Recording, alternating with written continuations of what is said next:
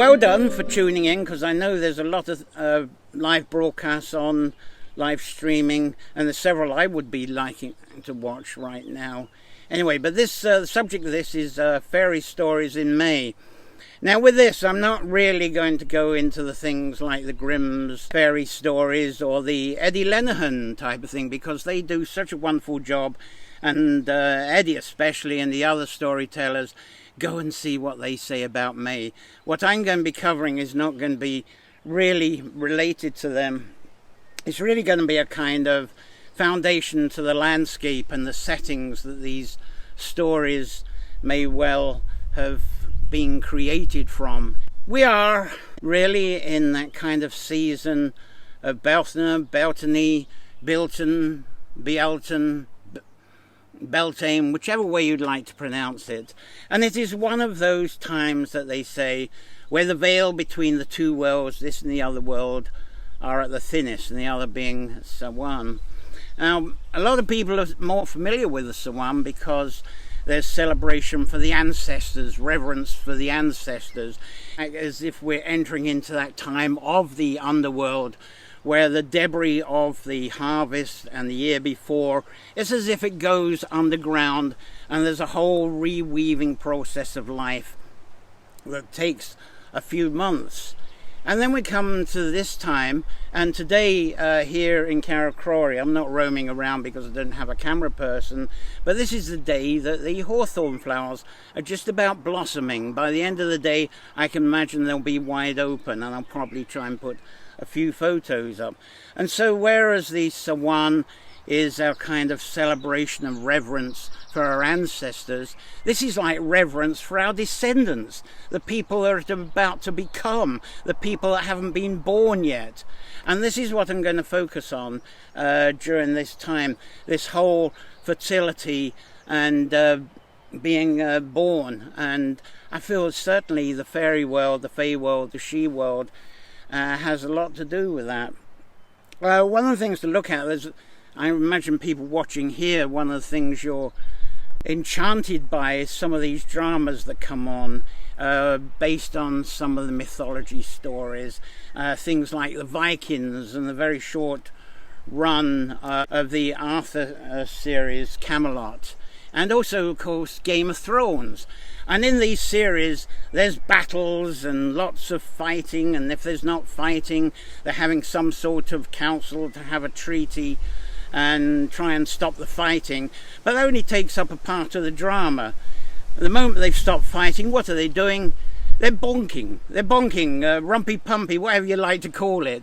That seems to be quite an important part of it. And even in traditional songs, when people sing the traditional songs, the content of the songs are either people going into battle and being triumphant, or it's people in battle that are missing their home, or it's their wives and the family back home missing the person that's gone on a ship, has gone away for battle.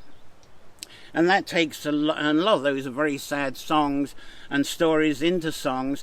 But what else is in the tradition? Songs about bonking, songs about rumpy-pumpy, and so forth. And in order to get descendants, what do we have to do? We have to do some rumpy-pumpy. So the whole thing of fertility is so important for the continuation. And in the times of the mythology, there wouldn't have been birth control pills, there wouldn't have been Durex. So of course the mating, and whatever way it happened, would have turned into some sort of fertility. But of course, this time of Bealton and Beltany is not just the fertility and the continuation of ourselves, it's also the time that the seeds are sown, the plants are put out, and that we have a reverence and prayer and attention and calling for blessings that there will be a good harvest. It's the time the buzzards, the bees, the butterflies and all the flying creatures are going from flower to flower and spreading the pollen and creating the fertility that way. There's all kinds of reverence for that. But in order to go to the start of fairy stories, though I would say that perhaps all life on this planet came from the fairy world, when we go into folklore story, as you're perhaps familiar, it often starts with the fairy race, the Tuatha De Danann. Now, I'm not going to really go into the Tuatha De Danann because although they were a tribe of fantastic sciences, of observation, of art, even genetics, it seems, if you take all the tales, they certainly had their share of the battles.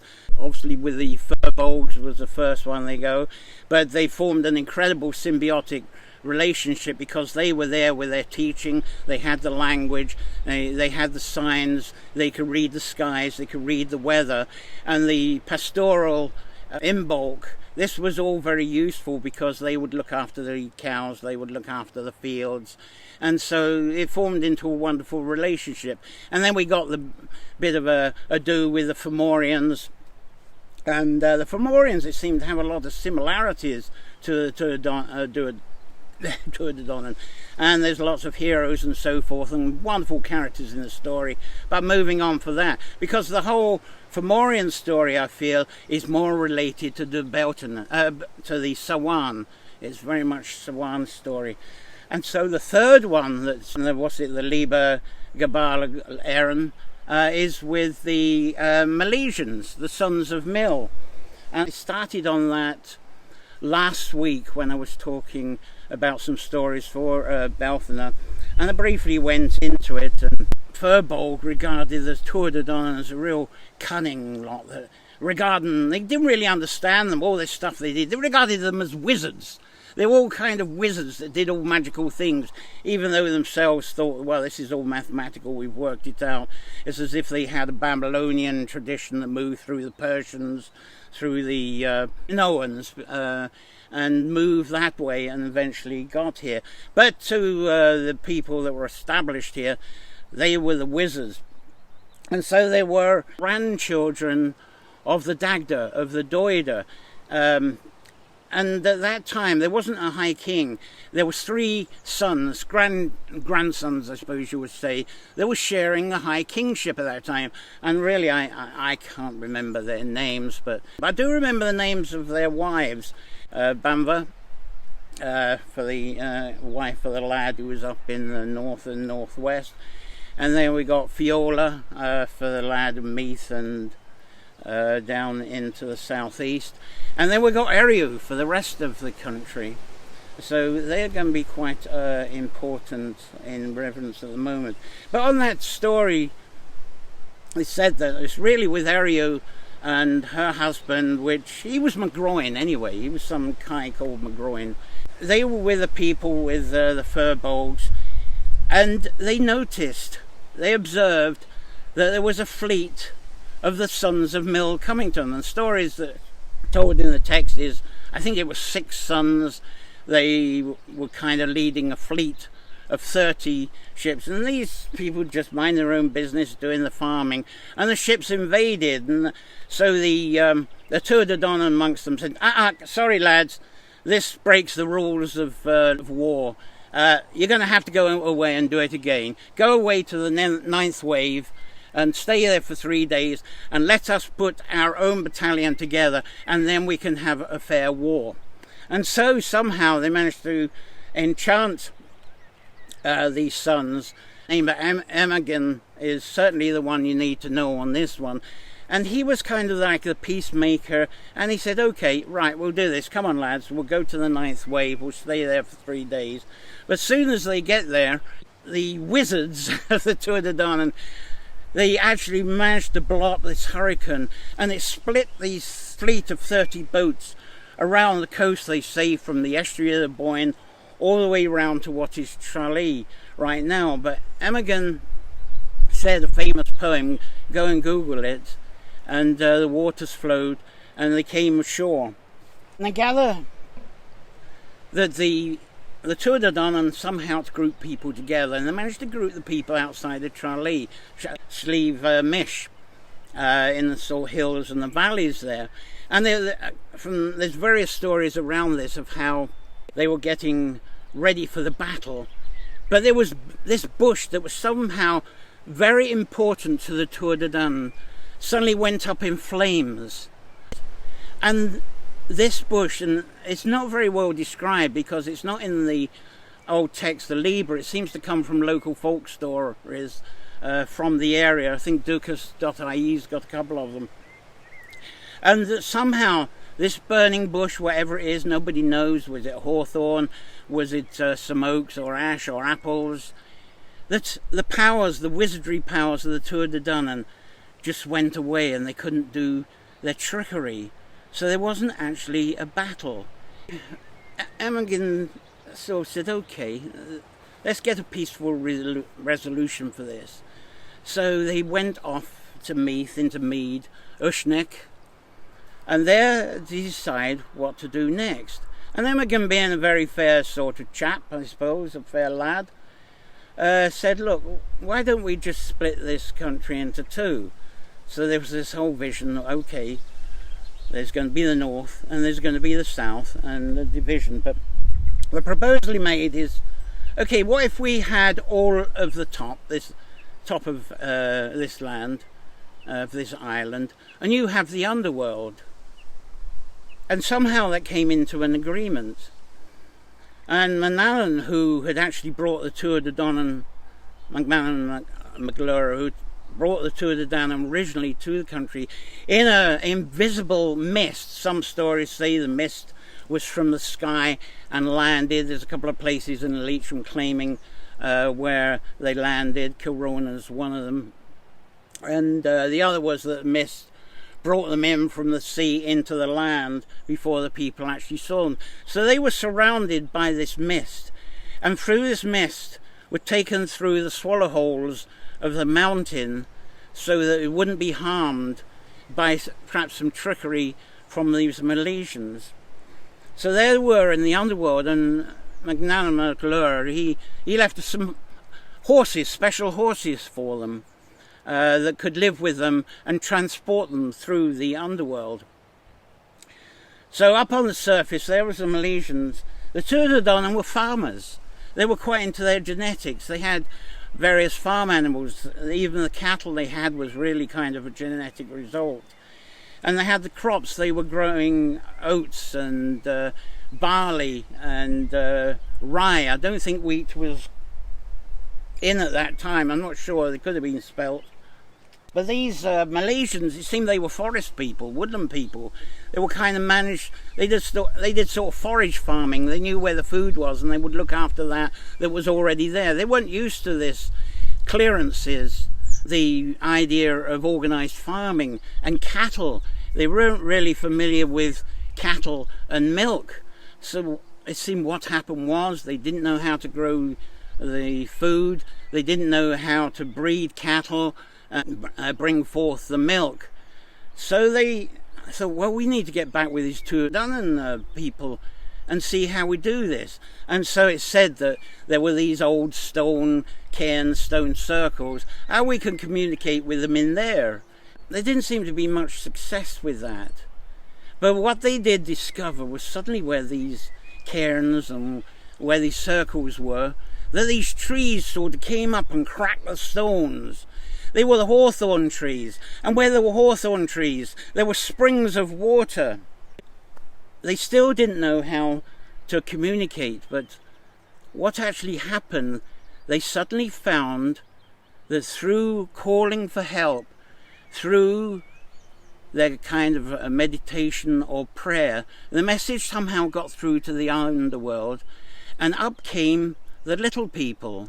And the little people, it said, this is the whole mist from MacMahon, would evolve into water. The whole thing with the fairies around the world with the little people, they come out of the water, the nymphs. Anything of the life force seems to come from the underground, out through the wells, out through the water. And they would morph. And it was said that they would morph perhaps into rabbits or hares in their little burrows. And through the hares and the birds and the rabbits, that they would germinate, the butterflies, the bees. They would all go and pollinate and make sure that there's fertility and there's new life. And they found that summer following, that they did have grains, they did have enough food to eat, that the cattle did have calves, and because they had calves, there was milk. And so there was this wonderful symbolic combination between the other world, the fairy world that was formerly of the Tuatha De Danann, and the association at the time when these trees, the hawthorn, came, that they had the white blossoms, and the white blossoms had a fragrance that teased the wombs of women, teased the wombs of animals, was just a whole teasing of fertility. And this seemed to be the entry of the fairies and the fairy race into the world that eventually became Erin. Now, sticking to the hawthorn and the flowers of the hawthorn, I was talking last week about the maybush. And the maybush, in its tradition, was of the hawthorns when it was in flower, but ever since that Pope in 1583 changed the whole calendar, Gregorian calendar, there was no hawthorn out on May the 1st, but there were yellow flowers, there were dandelions. I brought all this out last week.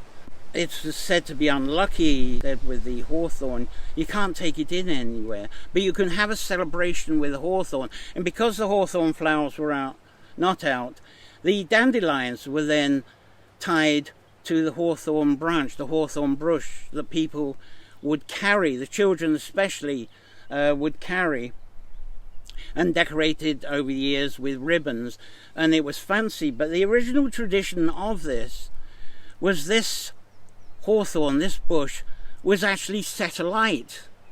Now today, with what's understood about the hawthorn, that's like killing off life itself. And as I was saying earlier with the Tuatha De Danann, their wizardry, everything was stopped in their tracks by this burning of this bush.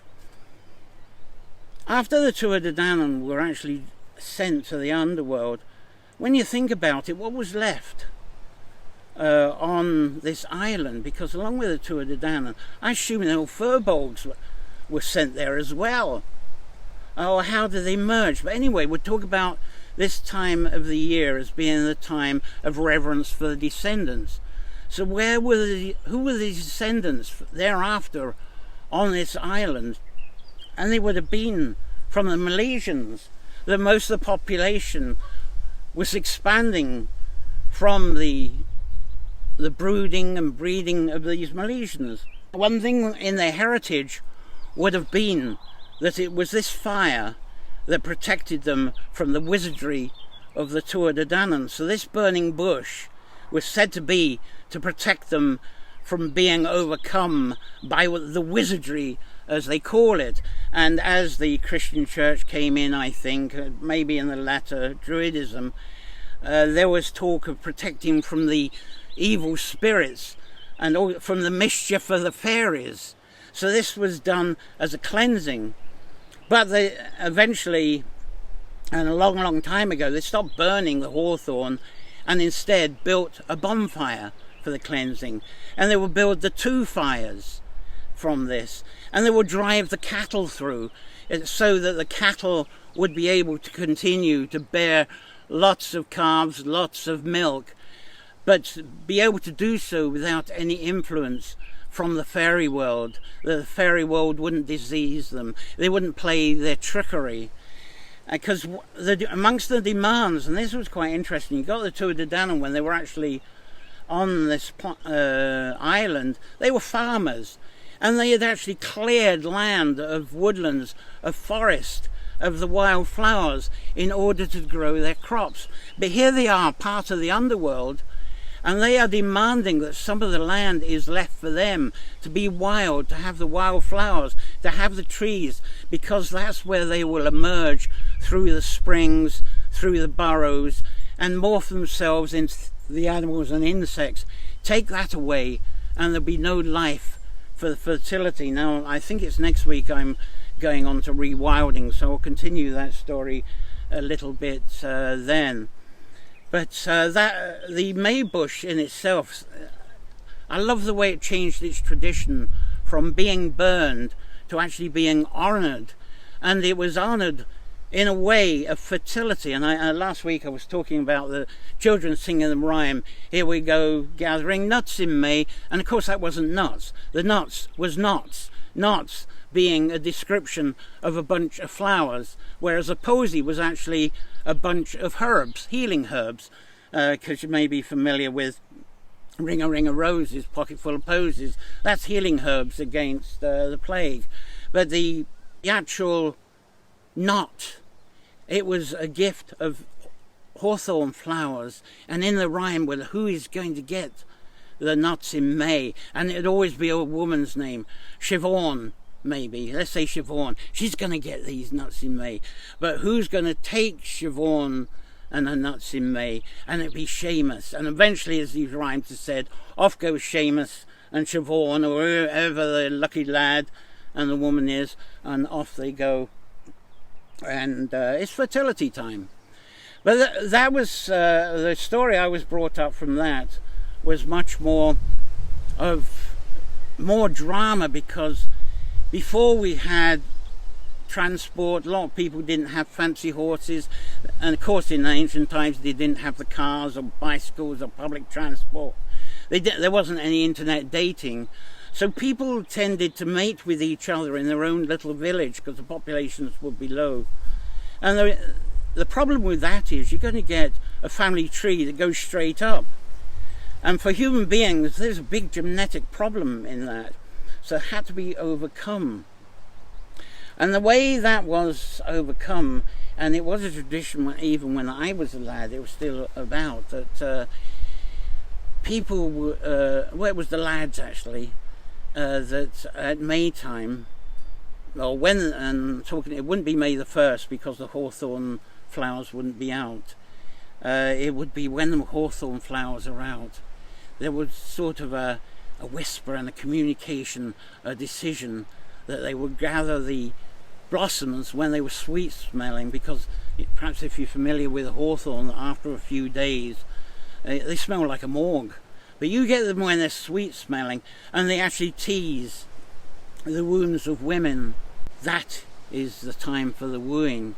So these lads, they would gather up these blossoms and they would take them actually into the woods, the place where the fairies would dance around, where the fairies would be available for the fertility, for the conception.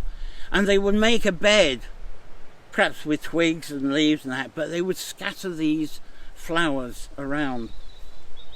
So that night, the lads would sneak over the hill to the next village. And the women were kind of expecting them, doors will be open. And they would propose to the women to come with them. In the same way was who were we going with nuts in May. In fact, they may well have been holding a knot of these hawthorn. And of course, that's a good way of wooing, isn't it? Just put that under the nose of the woman that you're trying to woo. And there you have the enchantment of the fragrance. Oh yes, take me, take me, take me. And so off they go into this bed of the hawthorn flowers, and they would have their way. And maybe the woman they're with's already got a partner and marriage. Those sort of things were sort of quiet, but through doing so, it would mean that there'd be a birth in the next village, or a village over. Suddenly the family tree was not in a straight line. It branched out and it spread around.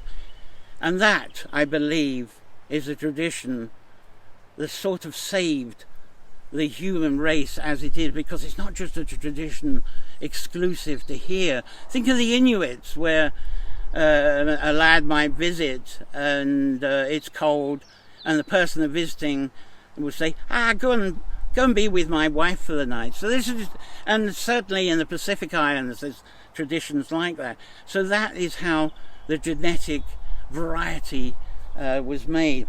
When you get to the Eddie Lenahans and that, and the Grimms are very grim, aren't they? You think of Snow White and Hansel and Gretel and those, they kind of have a lot of devilish stuff and nasty things going on, and there's bad people and so forth. But the likes of Eddie Lenihan and various storytellers, when they talk about the fairies, a lot of the stories seem to have the priests and the fairies all in the same story.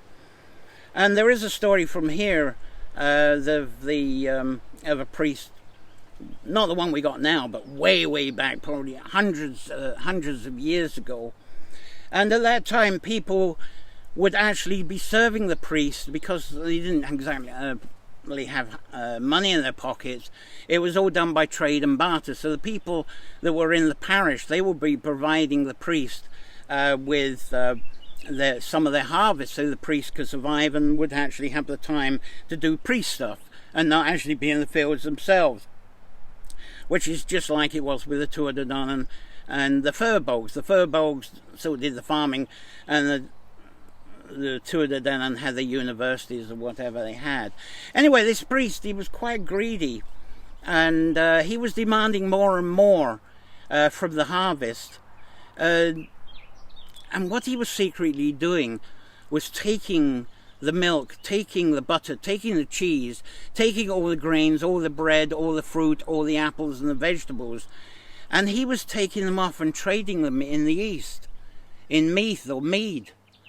And as he was trading with traders that were gradually building him this very fancy stone house, mansion. And this was just going on for years, and this is what he was going to retire into. And in this mansion, he didn't just have a future or wife, he had concubines. This man was going to retire young, I tell you, and he had these concubines that he was going to go to. But the local people just didn't understand why they had to produce more and more and more. And then one time, and I think it was Belthner, there was a black horse, and there's various stories about the black horse in Carrowkeel, and this black horse came from the direction of Carrowkeel. Beautiful black horse, shiny black horse, and it came up to where the priest was living in the area, and the priest saw the horse and said, "That's just what I need, is a beautiful horse to go with this mansion and the concubines and where I was going to retire to." So he jumped on the horse and found that the horse had no resistance. It's as if it was already his horse. And once he was on that horse, the horse, of course, they have aromas, but this aroma from the horse, it intoxicated him. And off they went, and the horse went charging, and it charged. No, this would have been towards the first harvest. This is a Lunar story, and it charged through the gate. And as it charged through the gate, it charged through the hedges. It knocked down the stone walls. The cows that were penned in, they escaped and they started eating the vegetables. They started eating the cereals. And this horse and this rider with a priest on it, they started trampling everything down. And this was going on through the night. Trample, trample, trample, munch, munch, munch. And the following morning, the priest found himself on the steps of where he was living. The horse had bolted, the horse had gone. And approaching him was the parish, all angry that the harvest had all been destroyed. They wouldn't be able to donate anything to him anymore. That they themselves were perhaps going to starve. But the priest, he didn't seem to care. He said, "Okay, I can retire early." So off he went. In retirement, and really the people didn't want him around anyway after that. He had become a sort of a dead priest, a defunct priest. So he went off and looking very excited. "Well, I've got my mansion and I'm going to live happily ever after." Well, where he got this mansion in Meath, in order to build this mansion, he had to clear away quite a lot of trees. He had to clear away all the hawthorns. There was not a hawthorn in sight. There was not a wild flower in sight. And the night he moved in with his concubines and the fancy food and this happily ever after castle situation, that night he went into a heart attack. And there wasn't a hawthorn anywhere. There wasn't heartsease, because hawthorn can arrest a heart attack very quickly.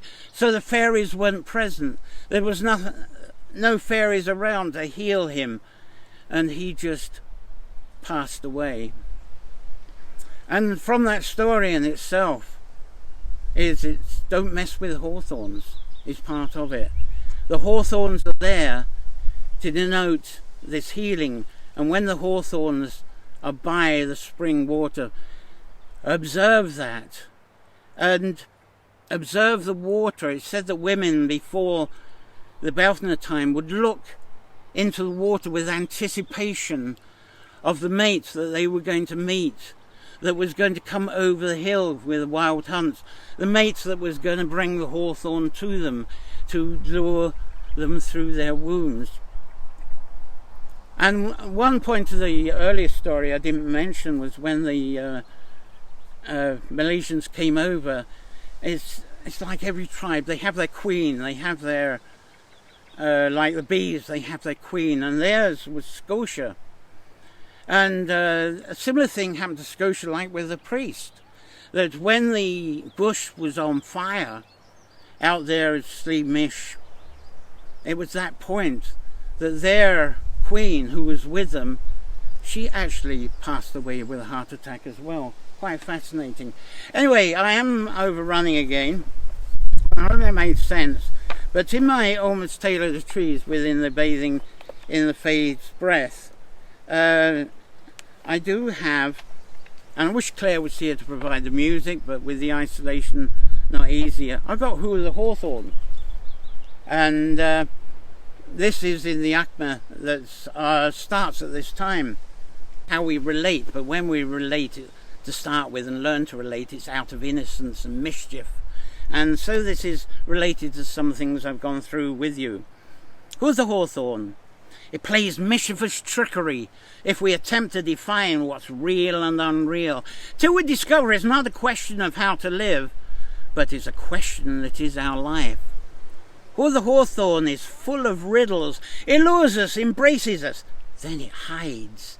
Fragrances flirt within wombs of women, triggering sparks of lustful longing of men to join them in the mating dance. From the circles and swirlings of dance, there's dances of wonder, hoping and lust. And who pulls away the blanket of time? It's a tease of the fairy folk, they say. The tease of the fairy folk. Some ask around the hearth fires, the cackle when stoked with a thorn twig or two. While my fire was lit, my bed was made. Of hawthorn flowers I'd gathered, it was far away from any home. But she came to me. It was night time, moon time, in the springtime, under the starlight, and we were beneath a hawthorn tree. She trod softly over the new ferns and shamrock, towards my white chamber, towards my sweet bed, to rest her warm breast with me beneath the hawthorn tree. Now I'd always thought, and I'd always been told, never to touch the hawthorns, for I'll forsake luck, that a soul may pass from this earth early, that the water will stop flowing throughout the land. But there's something that I feel before I'm too old, that I must lay with the hawthorn, and it's here where I will bless hope and heal a broken heart. Nobody knows what seeds a hawthorn tree, and what sprouts its warning thorn, what sense embraces its blossom. We just know it came from long ago, and as hawthorn hands gripped into the earth, our eyes glanced towards the sky.